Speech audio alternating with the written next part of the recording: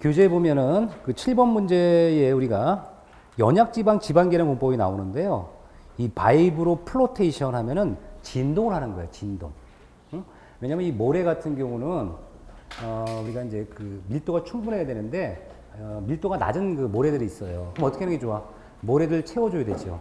그 안에다가. 왜냐면 아까 얘기했지만 이 모래의 밀도가 낮아지면 충격을 주면 이 치마가 돼요. 치마가 되는데 내비두면 안 돼. 거기서 채워줘야 될 거 아니에요. 그래서 진동 압입을 하면서 물을 뿌리면서 그 물을 뿌리면 어떻게 돼? 모래가 이렇게 가라앉고 거기다 다시 모래를 이렇게 압입시켜주는 거예요. 그러니까 사질토죠. 응? 사질토. 웰포 통법은 사질토고 이 페이퍼 드레이는 뭐예요? 점토질에. 그쵸? 점토질에 투성이 안 좋으니까 페이퍼 드레인이나 또는 샌드 드레인이나 이걸 통해서 물을 빼는 공법이고 탑다운 공법은 뭐라 그랬어요? 건물을 짓는 공법이죠? 위아래 같이. 그라우팅 공법은 뭐라 그랬어요? 사질토에서 우리가 물과 시멘트를 교반해서 섞어주면 딱딱해지는 거니까 이게 계량 공법이니까 결과적으로 답은 4번이다. 그래서 현재 탑다운 공법은 집안 계량 공법이 아니라 그렇죠? 특수한 공법이다. 우리가 지상과 지하를 동시에 시공하는 구축 공법을 얘기했던 겁니다. 그래서 틀렸다는 얘기고. 근데 바이브로 플로테이션 공법은 제가 쏙 설명드려놨죠, 거기. 읽어보세요. 쉬는 시간에. 그 다음에, 이제 주제 8이, 다음 주제가 뭐냐면, 철근 콘크리트 구조와 문제, 용어 이해인데, 야, 진짜 우리 시설 개론이 어려운 것 같긴 해요. 무지하게 어려워요. 왜냐면,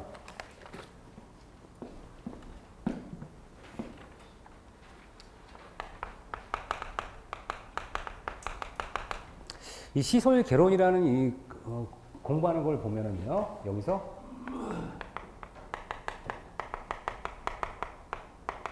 이 철근 콘크리트 구조라는 걸 공부하잖아요.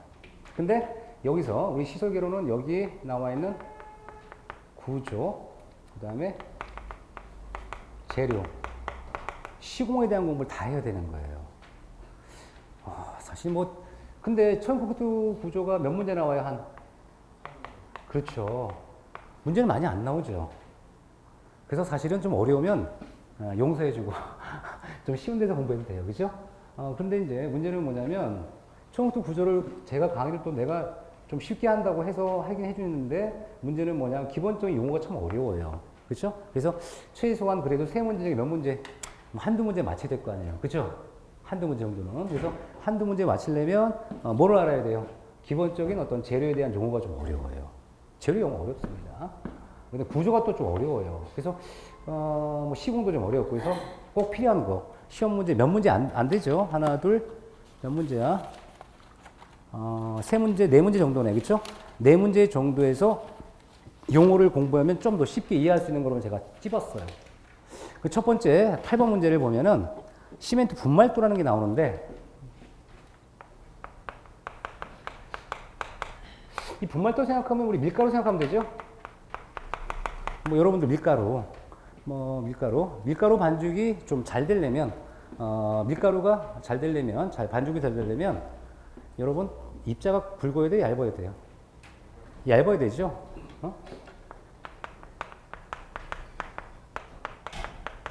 입자가 가늘다. 그러면 분말도가 크다 작다. 이거죠. 요것만 이해하면 돼요. 입자가 가르면 분말도가 크구나. 마찬가지로 우리가 시멘트도 결과적으로 분말도가 크면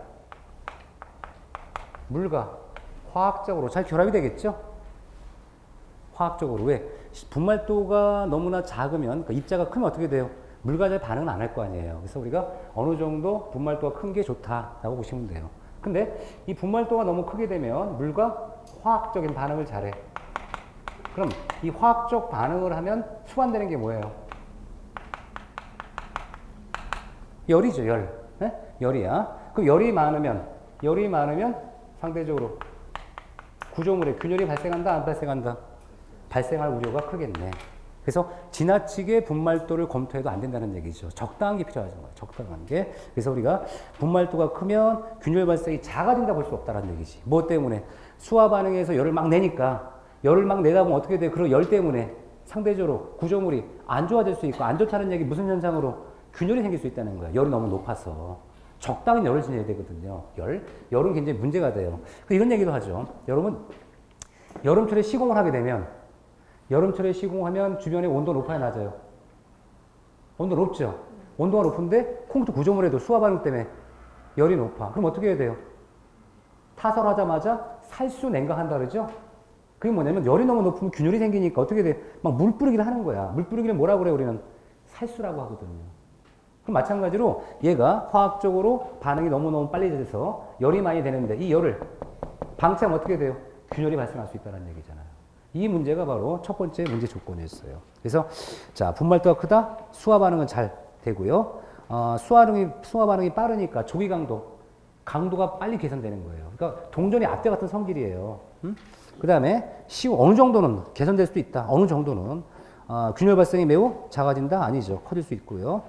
그 다음에 물과 혼합이 잘 돼 블리딩 현상이 감소할 수 있다. 이건 뭐냐면 블리딩. 이 블리딩은 뭘 얘기하는 거예요? 화학적으로 결합되지 않은 물들이 위로 올라오는 현상이죠. 블리딩 뭐라 그랬어요? 블리딩 수, 레이턴스 찌꺼기. 다시 한번 뭐라고요? 블리딩 수, 레이턴스 찌꺼기라고 해서 잉여수가 위로 올라오고 그 물이 건조가 돼서 말라면 그 찌꺼기가 남는 게 바로 뭐다? 레이턴스. 그쵸? 그래서 블리딩 수와 레이턴스 뭐 때문에 나타나는 거예요? 물 때문에 나타나는데 이런 것들이 화학적으로 잘 결합이 되니까 어떻게 돼요? 물은 많이 없어질 수 있어요. 그러니까 블리딩 수가 현상이 감소할 수 있다고 한 겁니다. 예, 어려운 문제죠 사실. 그쵸? 화학적인 어떤 내용들을 다루는 거예요. 그 다음에 이 건조수축이라고 나와. 건조수축. 그러면 자 우리가 이 콘크리트라는 것은 무슨 재료로 만들죠? 물, 시멘트, 모래, 자갈이죠. 그럼 물과 시멘트, 모래, 자갈이야. 물과 시멘트가 화학적인 반응이 필요하고 모래와 자갈을 집어넣는다. 이거죠. 물과 시멘트. 그러면 물과 시멘트가 화학적 반응을 해. 근데 잘 보시면 이 콘크리트를 우리가 보통 구성할 때는 물 시멘트라는 얘기 하죠. 물 시멘트 비율. 그렇죠? 그러면 시멘트의 중량을 얼마로 봤을 때 100kg 봤을 때 물의 중량이 60kg 들어갑니다. 곱하기 100 하면 뭐가 돼요? 60%죠. 그러면 이 콘크리트 안에 물, 시멘트, 모래, 자갈이 들어가는데 얘가 일정한 최적을 이룹니다. 그렇죠? 일정한 최적을 이루는데 모래와 자갈이 한 70% 들어가. 예를 들어서. 그러면 나머지는 누가 책임져야 돼? 물과 시멘트죠. 그렇죠? 근데 만약 모래, 자갈이 작게 들어간대. 그럼 누가 많아지는 거예요? 물과 시멘트가 동시에 많아지는 거죠? 그러면 건조수의 가장 큰 문제는 뭐 때문에 발생한다? 물 때문이야. 물. 물 때문이야. 물. 이 건조수가 발생하는 가장 큰 이유는 물 때문이야. 물.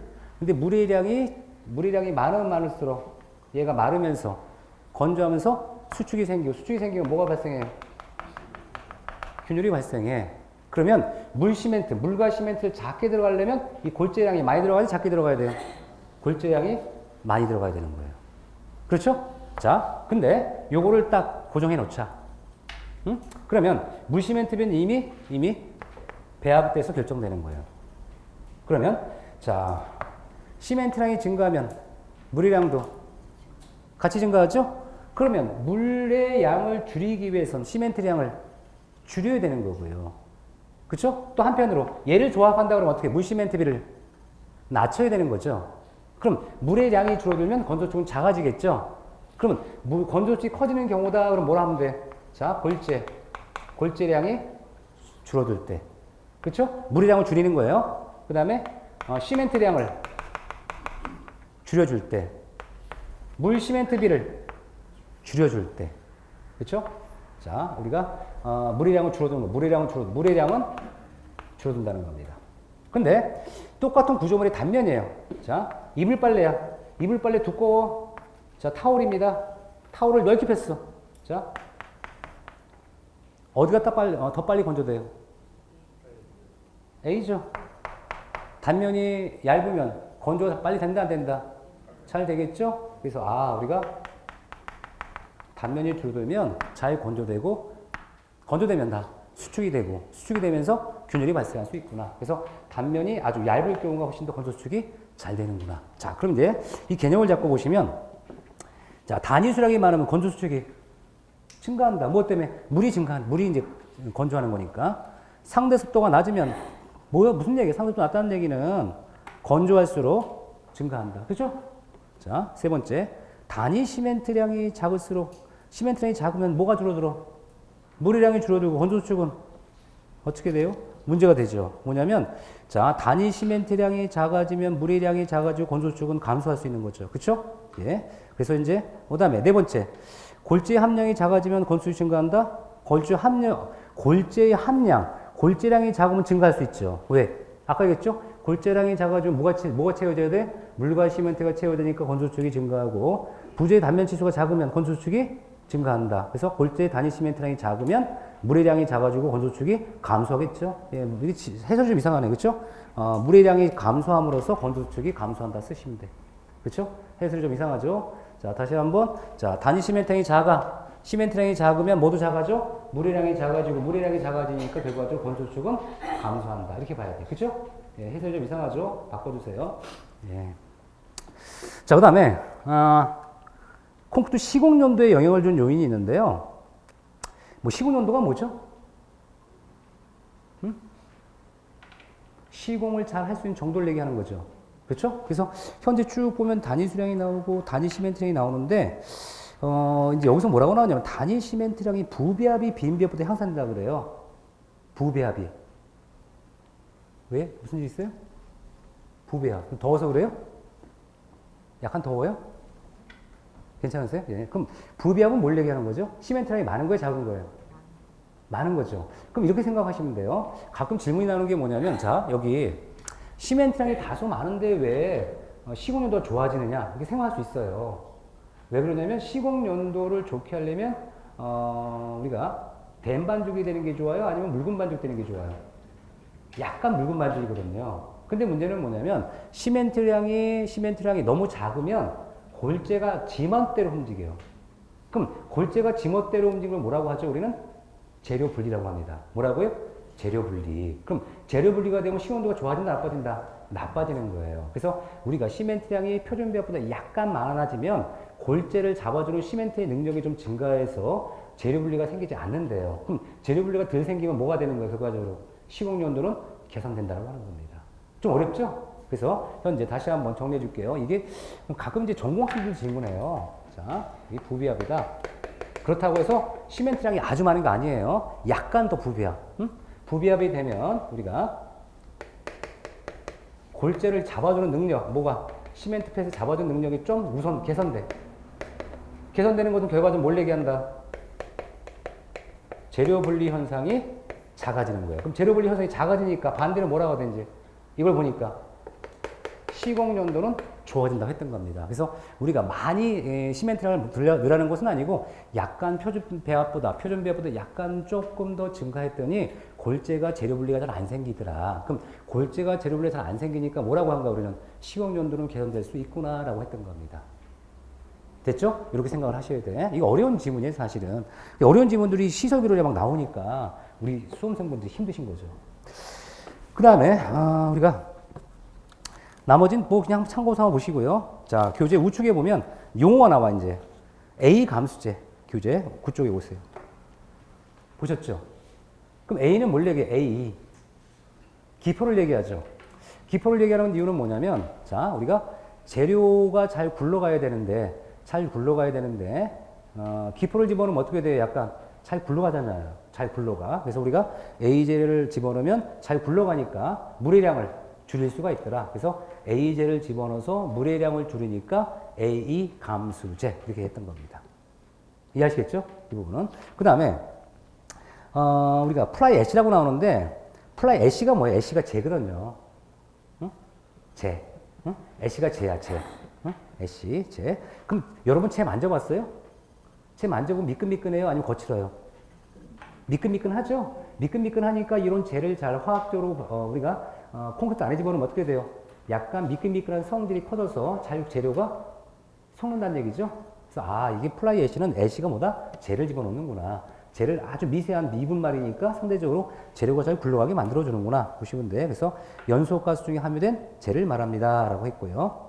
그 다음에 현재 내용 보면 뭐가 나와 이제 포졸란 반응 밑줄 보세요. 분산 밑줄. 분산이 잘 뭐예요? 섞인다는 뜻이에요. 분산의 의미가 뭐라고요? 잘 섞인다 이런 의미고, 그 다음에 포졸란 반응은 물에 녹지 않는 물질을 만드는 그 반응이라고 합니다. 그래서 물에 녹지 않는 물질을 만드니까 어떻게 돼? 뭐가 증가돼? 수밀성.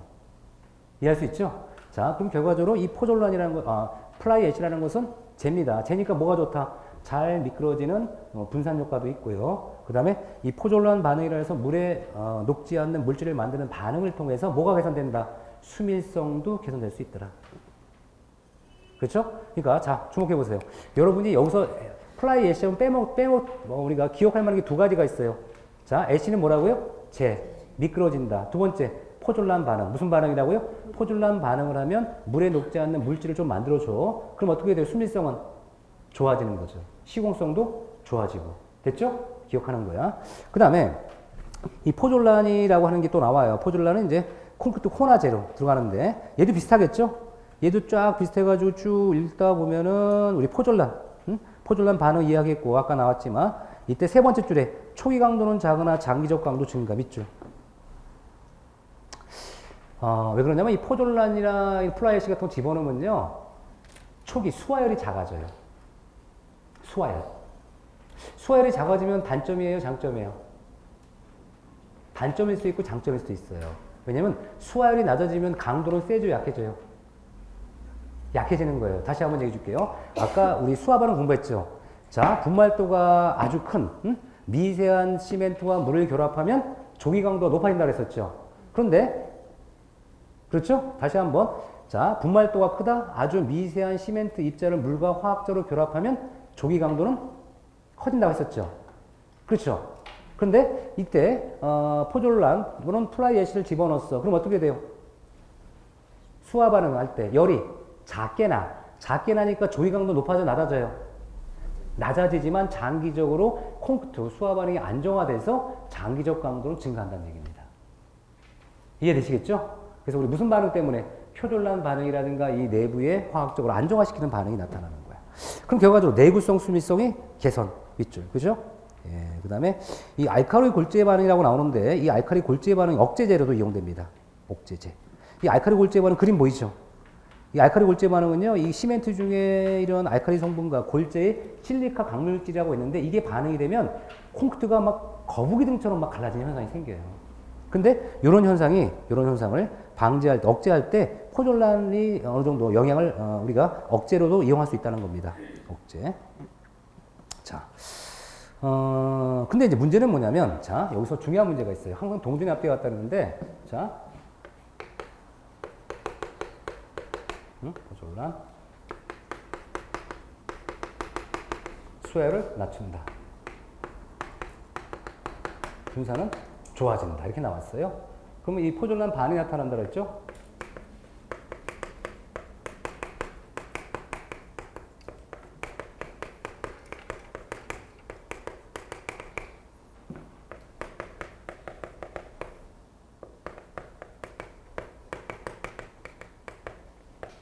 이렇게 나와. 근데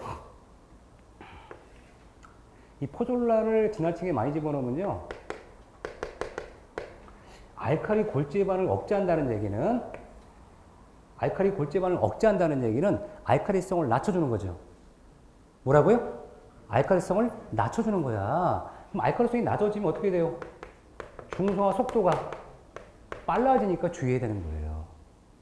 이해할 수 있죠? 분명히 알칼리 골재 반응은 알칼리성이 크니까 문제되죠. 알칼리성과 그쵸? 그 광물 중에 있는 실리카가 섞여서 균열을 막 나타내는데 문제는 뭐냐면 이 알칼리 골재 반응을 억제한다는 것은 알칼리성을 낮춰줄 수 있어요. 수화를 낮춰줄 수 있고. 근데 문제는 뭐다? 알칼리성이 낮아지면 결과적으로 콘크리트의 중성화는 오히려 빨라질 수 있다는 얘기잖아요. 동전이 앞뒤 같은 거예요. 그래서 항상 우리는 이런 얘기하죠. 어떤 화학 소재를 집어넣었을 때는 장점이 있고 단점이 있더라. 그럼 다시 한번 정리하면, 자, 포졸란입니다. 수화를 낮아졌어. 수화를 낮아지니까 뭐라 그래요? 조기 강도는 낮아지고 장기 강도는 높아진다. 그렇죠? 자, 그다음에 자, 일종의 미끈미끈한 분산 역할을 하니까 시공 연도가 개선될 것이다. 그다음에 이 포졸란 반응을 통해서 그렇죠? 물에 녹지 않는 이런 물질을 만들어 주니까 수밀성은 개선될 수 있더라. 그다음에 알카리성을 낮춰주는 성질이 있기 때문에 우리 알카리 골재 반응의 억제도 가능하더라. 다만 그렇죠? 중성화 속도가 빨라질 수 있는 단점도 발생할 수 있으니 많이 넣어야 돼, 작게 넣어야 돼요. 작게 적당하게 넣어야 되는 거예요. 그렇죠? 작게. 그 다음에 이제 교재 넘기는 겁니다. 이 블리딩과 레이턴스는 뭐 쉬운 거니까 여러분 보시고요. 시멘트 풀이라고 나오죠? 시멘트 풀. 이 시멘트 풀은 우리가 물과 시멘트를 결합한 걸 얘기하잖아요. 그렇죠? 시멘트 액이라고도 하고요. 시멘트 풀이라고도 합니다. 그 다음에 MORTAR 나오죠? 10족입니다. MORTAR. 발음하면 뭐라고 할까요? 모르타르. 그렇죠? 다 똑같은 얘기예요. 그래서 우리가 물과 시멘트, 모래를 결합한 이 재료를 모르타르라고 해요. 모르타르. 그 다음에 이제 물 시멘트비 나 공부했었죠. 물 시멘트비 공부했는데, 최근에는요, 자, 분명히 물 시멘트비는 시멘트 중량을 얼마로 봤다? 예? 100으로 봤을 때 물의 중량이 얼마인지를 얘기했었잖아요. 그렇죠. 그런데 요즘에 그 시방서 개정되면서 이 시멘트 중량만 볼 게 아니라 시멘트 중량을 포함해서 아까 공부했던 혼화제 있잖아요. 결합제. 화학적 결합제를 다 더해서 표현했습니다. 그러면 자, 요걸 이렇게 지워져 보는 거야. 지워져 보고 자, 옛날엔 물, 시멘트 비라고 했는데 최근에는 시멘트 중량에다가 각종 결합제 등등등을 다 더한 양을 얼마로 반다? 100으로 보고 물의 중량이 X kg이냐 라고 하니까 우리 뭐라고 그래 이것을? 물 이렇게 바꾼 거예요. 이해할 수 있겠죠? 그래서 우리가 시방서 바뀌면서 옛날에 물 시멘트비 개념을 뭘로? 물 결합제비로 하자. 그래서 우리가 시멘트 중량뿐만이 아니라 여기 뭐까지? 각종 그런 결합제를 혼합해서 다 100으로 봤을 때 물의 중량이 얼마인지를 보자라고 했던 겁니다. 자, 그럼 일단 우리가 이제 결합제라고 나왔죠. 결합제가 뭐냐 그랬더니 시멘트가 돌아가요. 시멘트와 고로 슬래그, 고로 슬래그, 찌꺼기 같은 거 얘기하는데 어쨌든 뭐 약간 가루 같은 거죠. 미분말. 용광로라든가 이런 그 고로에서 나와 있는 이런 찌꺼기를 갈아서 만든 고로 슬래그 미분말. 플라이애시, 제죠, 제. 실리카, 띨, 아주 미세한 물질, 이런 것들을 다 총칭해서 결합제를 합니다. 그럼 시험에 나올 수 있는 게 바로 뭐예요? 자, 우리가 시멘트비가 아니라 물 결합제에 비해서 결합제란 시멘트를 제외한 여러 가지 광물질이다. 맞아요, 틀려요? 다시 한번. 자, 결합제란 시멘트를 제외한 결합제다. 틀렸죠? 시멘트를 포함한. 그죠? 시멘트를 포함해야 되는 거야. 시멘트를. 자.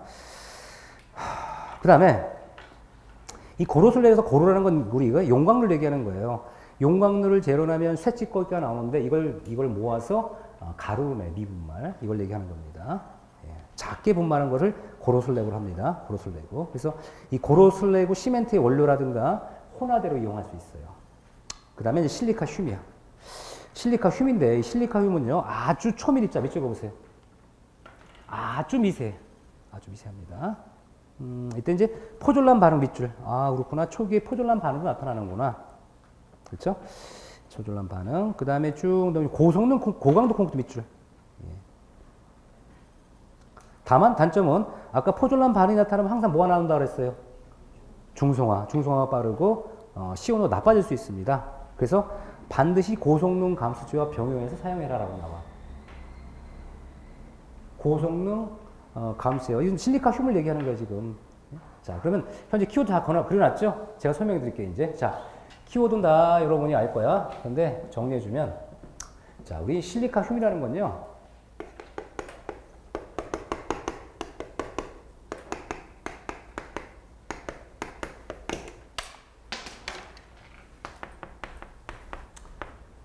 아주 작다는 거예요. 밀입자인데. 그럼 얘가 어떤 역할을 하느냐? 일단 반응을 보면 포졸란 반응을 해요. 초기에. 그 다음에 공극을 메꿔주는 역할을 합니다. 근데 자, 우리가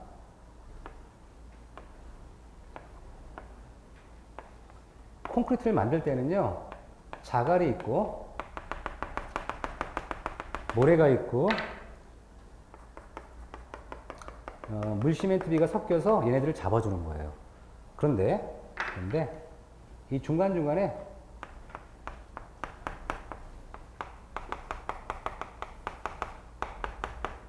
빈 공간이 있어요. 빈 공간. 그러면 우리가 이런 재료에 힘을 주는 거예요. 힘을 주는데 여기 빈 공간이 이렇게 많아. 잘 깨질까요? 안 깨질까요? 잘 깨지겠죠. 근데 이 공간을 채워주기가 힘들어. 공간이 작아서 커서. 아주 작아서. 그럼 아주 작은 공간이라면 누가 들어가야 돼요? 밀입자가. 커야 돼, 작아야 돼? 아주 작아야 돼. 아주 작은 미세한 이 초밀입자를 어디 집어넣어, 이제? 이런 데 집어넣는 거예요. 잘 섞어가지고 집어넣어. 그러면 공분이 거의 있어요, 없어요? 없으니까 강도 세게 나와, 약해 나와? 무지하게 세게 나와요. 이게 바로 실리카입니다. 근데 다만 단점은 뭐냐면 실리카를 과도하게 많이 집어넣으면 포졸란 반응 때문에 중성화가 촉진될 수 있습니다. 그 다음에 시운율도 나빠져. 그러니까 어떻게 돼요? 우리 고성능 감쇄 같은 거 집어넣어야 돼. 네? 고성능 감소제. 그래서 얘는 어디 들어간다? 고강도 콘크리트 만들 때 반드시 들어가는 것 중에 하나가 실리카륨입니다. 그 시험에 거꾸로 나오지. 고강도 콘크리트 만들 때 필요한 우리 미분자가 뭐냐? 답은 실리카륨입니다. 실리카륨. 자, 그 다음에 교재. 야, 10번 문제인데요. 이 문제 기출문제인 거 아시죠? 이 기출문제 이 문제만 해결해도 굉장히 많은 걸 해결할 수 있어, 사실은. 야, 혹시 여러분 그 아파트 관리사무소에 가시면 이런 도면이 있어요, 없어요? 있어요, 없어요? 있죠. 이거 뭐냐면 이 도면을 보고 내용을 해석하라 이런 뜻이에요. 응? 그럼 제가 좀 크게 제가 그림을 그려줄게.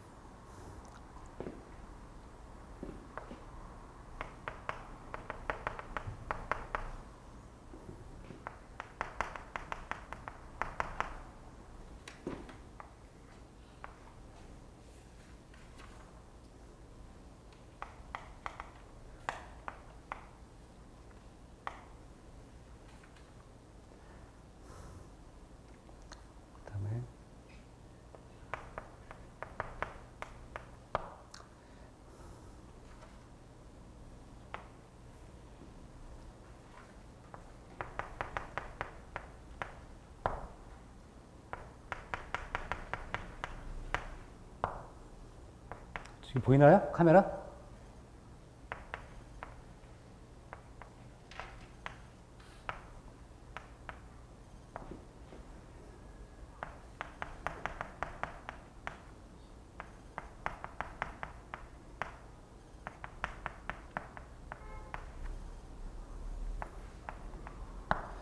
그 다음에 문제 조건이 뭐라고 써 있냐면요. 포 1난표라고 나오고요. 3지환에 대한 것이다. 슬래브 두께는 150.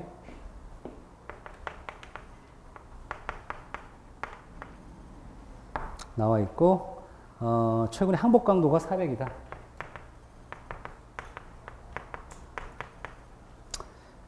이렇게 나와요. 그럼 첫 번째 우리가 기억할 건 뭐냐면 문제의 조건상 보 1A라고 나오죠.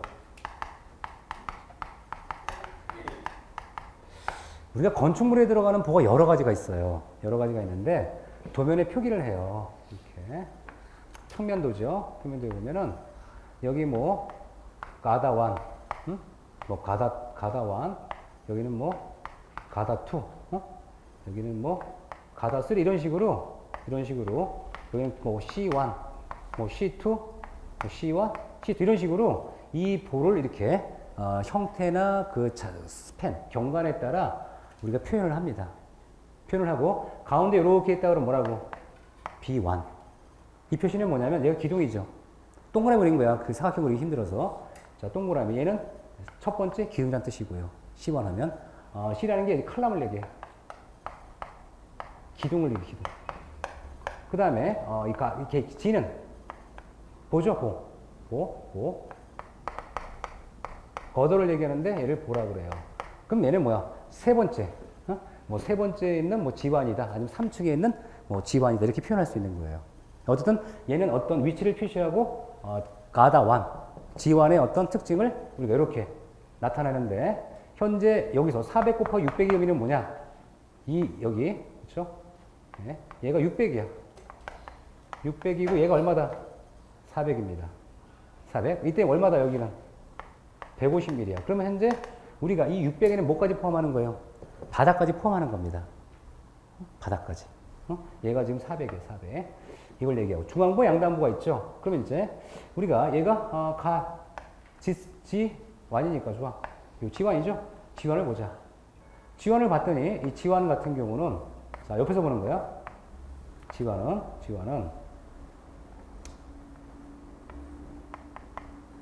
중앙부죠.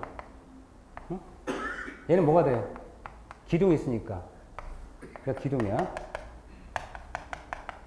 단부죠. 그렇죠? 단부인데 현재 중앙부를 딱 잘라서 보면 중앙부고 여기 이렇게 잘라보면 양쪽 단부는 이렇게 생겼다는 얘기입니다. 단부는 그러면 우리가 공부를 했지만 뭔가 이상하다? 바뀐 것 같다. 중앙부 양단부 좋아요. 중앙부 양단부죠. 양단부 얘가 양단부 얘가 중앙부야. 그럼 중앙부를 딱 잘라보는 거야. 그럼 중앙부 잘라보면 어떻게 돼? 얘가 이렇게 밑에가 처지겠죠. 처지니까 여기 뭐가 많이 들어가?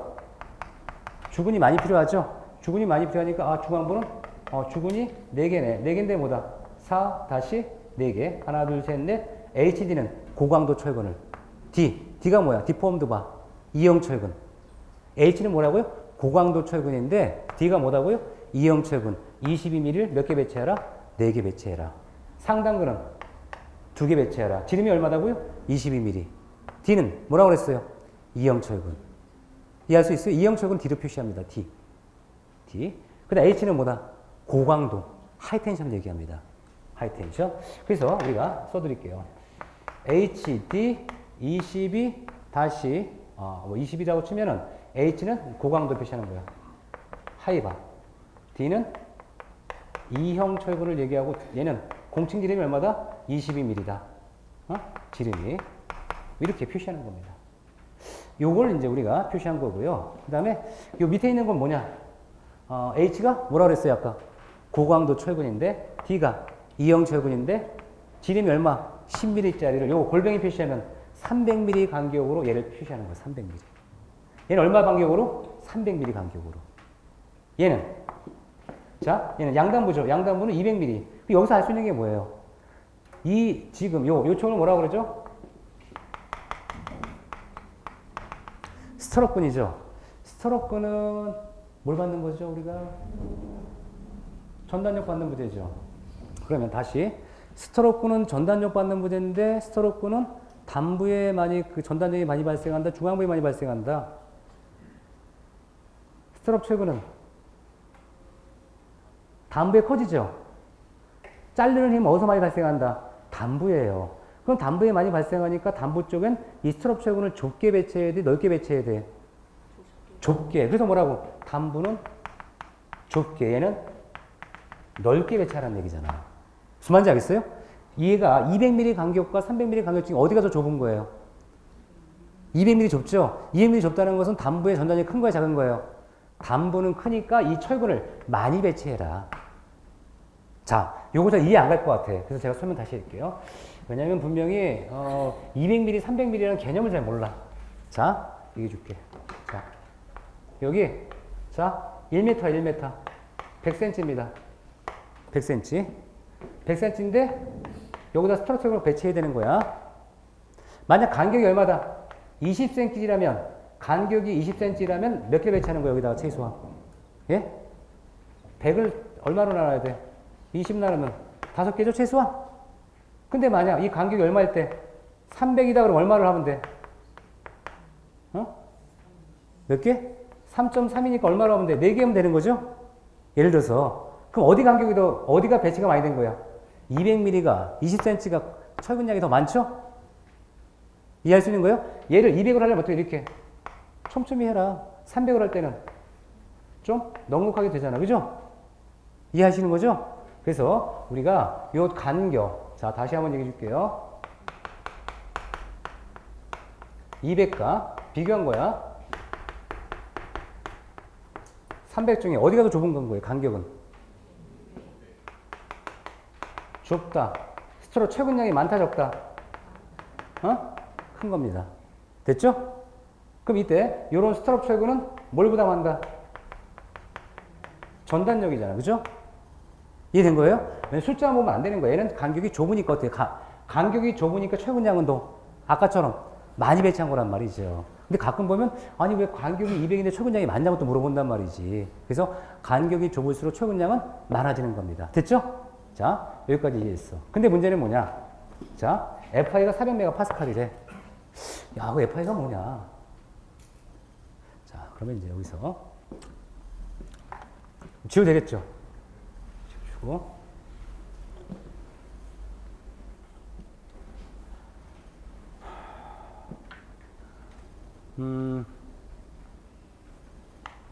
아까 용수철 실험 기억나세요?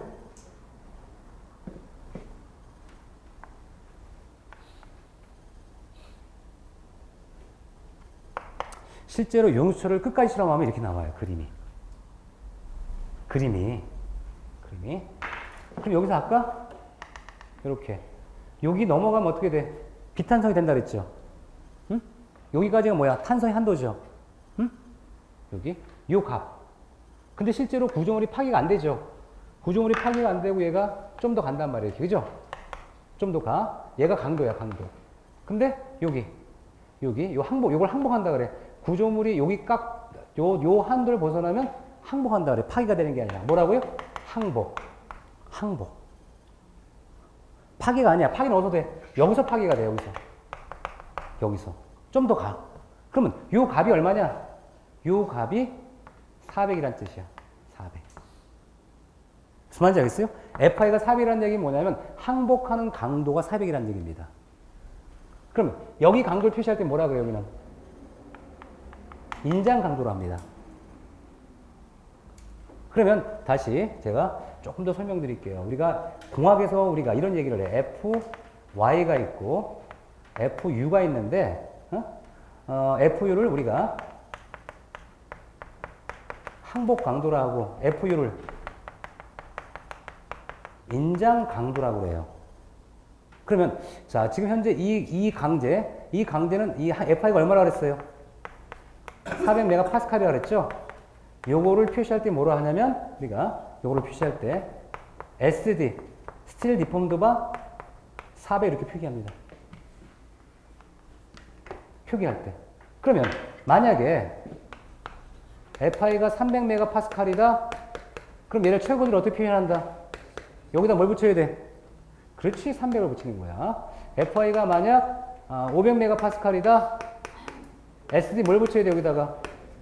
500을 붙여야 되는 거죠? 자, 그러면 이제 교재 보는 거야. 1번. 보이폭은 400, 600이고, 철근은 SD 300에 이형철근 배치했다. 어때요? 맞아, 틀려요? 틀렸죠? 왜 틀린 거야? 아까 FI가 400이면 얼마가 들어가야 돼? 그 뒤에다가 SD 400. 아, 쉬운 거네, 그죠?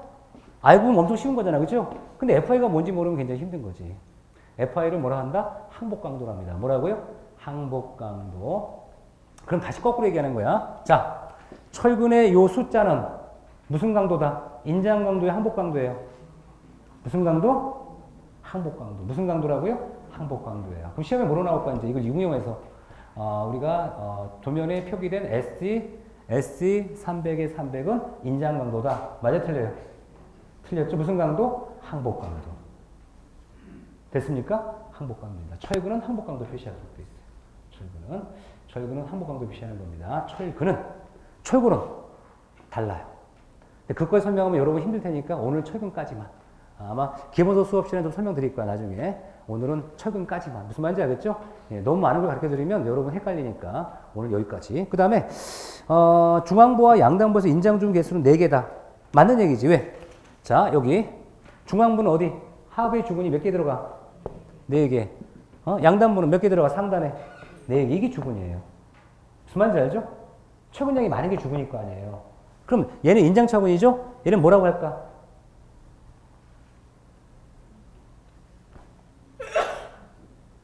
얘가 인장철근이에요. 이건 무슨 철근? 무슨 항복근? 자, 얘가 예. 어깨가 좀 아프네. 자, 보세요. 자, 다시 한번. 자, 그렇죠? 여러분 저한테 저 웃기려고 한 거죠, 그죠? 아니에요? 이건 지우세요, 이제. 이건 필요 없고, 요거는 다른 표시고, 자, 보세요. 자, 우리가, 다 지워드릴게. 지워드리고, 자, 이 중앙부 보자, 중앙부. 중앙부 이렇게 휘었어. 여기 뭐가 들어갔어? 철근이 들어갔어. 그쵸? 이 철근은 무슨 철근? 인장철근.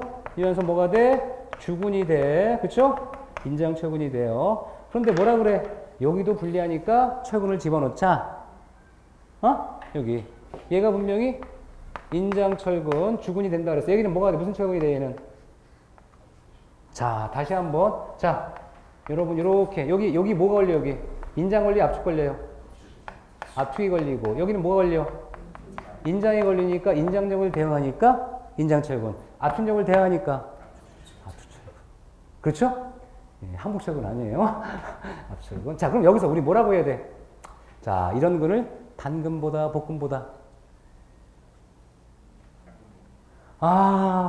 오늘 왜 그러지? 오늘 더워서 그런가 봐. 우리 수험생들이 워낙 노원에 있는 학생 다 오신 것 같아. 그죠? 예, 노원에 한 200명 오니까. 자, 보세요. 뭐라고 해야 돼요, 우리가? 자, 철근이 2개가 있네. 그죠? 자, 당근보는 뭐라 그래서? 당근보는 어디에만? 인장 측에만 철근이 배치된 보. 복근보란 어디에도? 압축 측에도 철근이 배치된 보. 그 1번은 인장에 들어가고 압축에 철근이 들어가 있네. 무슨 보? 복근보. 2번은 무슨 보? 2번은 무슨 보? 여기 당근보라면 안 되지. 복근보. 왜? 그럼 여기서는 얘는 뭐가 돼? 인장철근. 여기는 압축철근. 여기는 여기는 4개가 들어가니까 뭐가 돼요? 인장철근. 여기는 압축철근이잖아요. 또 이 순간에 헷갈리는 거야. 그죠? 분명히 뭐로 생각해? 하부가 인장이면 얘는 인장이 된다? 아니에요. 왜? 자, 제가 그림 그린 거 한번 기억나세요? 자, 예, 오늘 수업 잘 들어오셨어요, 여러분들. 왜? 이렇게 기본서 수업 끝나고 지금 심화과정 들어가야 되는데, 그죠? 자, 보세요. 우리가 기둥이 있잖아요.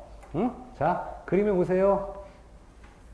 만약에 이렇게, 응?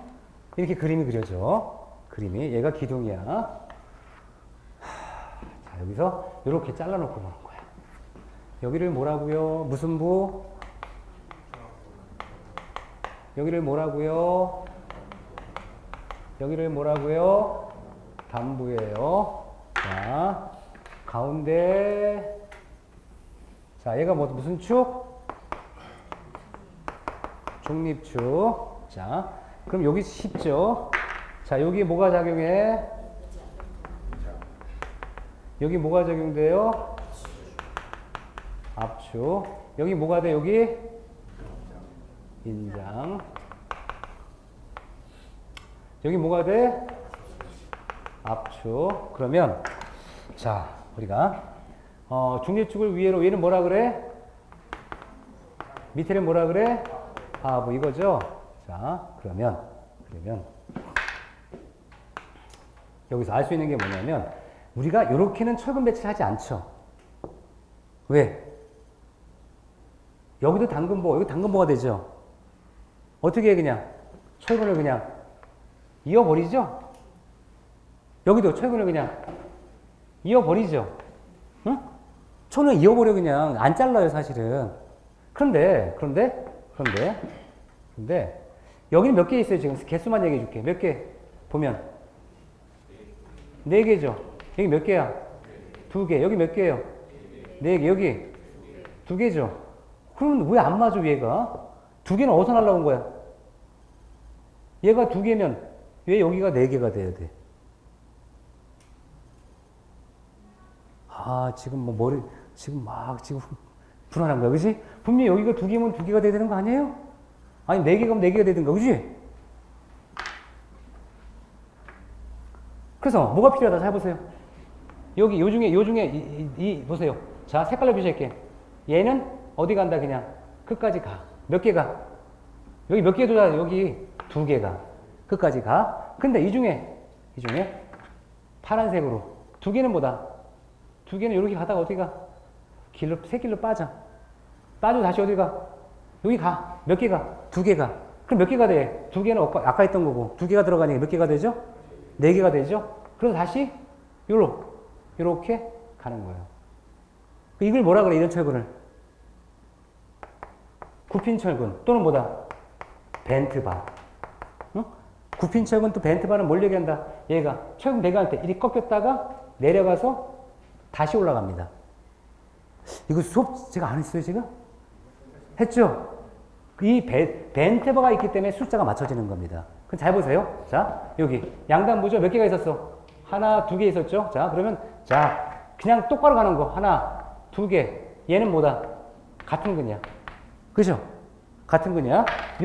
요거는 뭐야? 벤트바야. 벤트바가 단부에다가 중앙부 할 때 어떻게 여기로 싹 연결되는 거야. 그 도중에 생략한 거죠?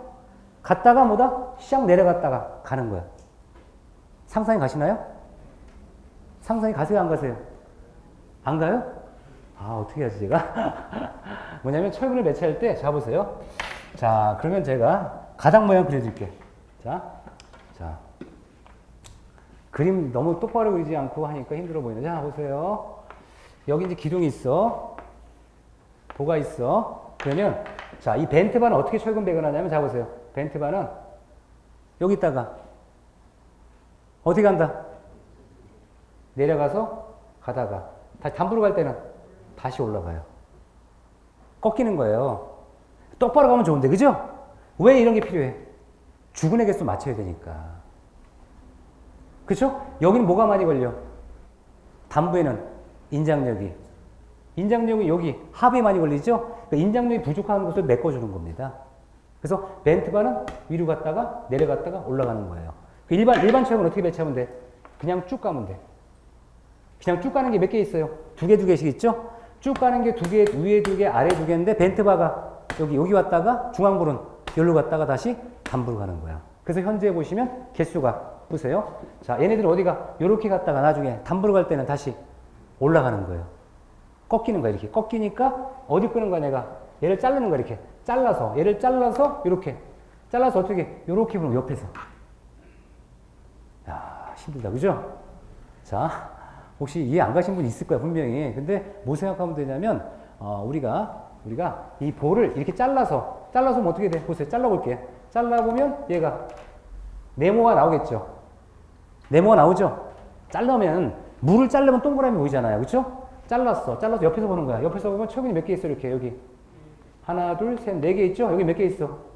2개 있고. 잘라서 보는 거야. 옆에서. 이 단면도가 뭘 얘기하냐면 이 볼을 잘라서 옆에서 보는 거야, 옆에서. 보가 이렇게 생겼다. 그럼 얘를 잘라서 이렇게 보는 거야, 이렇게. 보가 이렇게 생겼습니다. 그럼 얘를 잘라서 이렇게 보는 거야. 상상 가세요? 아니, 상상이 안 가신 분이 있는가 보네. 굉장히 불안해, 지금. 자, 그 다음에 두 번째 모자. 여기. 가운데를 잘라봐. 가운데를 잘라보니까, 잘라서 이렇게 보니까, 박스 모양이고, 여기 철근이 몇 개 들어가야 돼, 여기? 하나, 둘, 셋, 4개. 위에는 2개. 요거를 표현하는 게 이 그림이에요. 이해하시겠어요? 우리가 볼을 잘라서 옆에서 이렇게 보는 거예요. 됐죠? 된 거죠? 예. 하여튼, 자, 그 다음에 이제 그 문제 11번 옹벽이 있는데요. 야, 설명 많이 못했네. 그죠? 옹벽이 있는데, 옹벽은, 1번, 옹벽. 옹벽이 뭐예요? 예? 예? 그렇죠. 터압을 받는 벽. 이게 옹벽이란 말이야. 힘을 받아. 자, 그 옹벽은 우리 수직 방향으로 코드 치는 것이 바람직하다. 어때요? 자, 수직 방향으로. 아, 그렇구나. 수직 방향으로 잘라서 치는 거구나. 두 번째, 옹벽에 대한 수평 저항력은 옹벽에 작용하는 수평력의 1.5배 이상이죠. 세 번째, 무근이 나오고, 네 번째, 캔틸레버 나오고, 뭐 전도 나오죠? 아, 이거 뭐 복잡하고 어렵네. 그죠? 예, 어려우니까, 요거는, 점심 먹고 나서 제가 그림 한번 쫙 그려주고, 요게 수평력입니다. 설명이 좀 더 빠르겠죠? 그래서 여기 오전엔 여기까지 했고, 오후에는요, 철거구조 나오는데, 철거구조에서 용접 관련되는 것도 나오고, 홈통공사가 또 어려워. 그죠? 제가 요번에, 강의를 하면서 시방서를 많이 보강해놨어. 근데 홈통공사가 되게 어렵다고 하더라고. 강의하는 교수님들도 어렵다고 하더라고요. 그래서 내가, 왜냐면 여기 나오신 분 말고 딴 분들도 이제 그 책을 보더니, 야, 시방서 이렇게 양이 많냐고 나한테 물어보더라고요. 책 내용에. 그래서 시방서 쪽을 보면 홈통공사 그림이 없잖아, 우리 교재. 그죠? 그래서 이 그림을 조금 더 제가 보완을 했고요. 그 다음에 이 교재에 그 시방서 내용이 많기 때문에 그랬고, 그 다음에 급설비 같은 경우나 설비는요, 이렇게 어렵진 않아. 어렵지 않고 기본적인 개념을 알면 되기 때문에 사실 구조 파트의 용어 정의를 조금 더 하고, 그 다음에 설비 파트 용어 정의를 하면 수업이 마무리될 것 같아요. 그죠? 식사하시고 2시부터 진행하도록 하겠습니다. 자, 여러분 수고하셨습니다.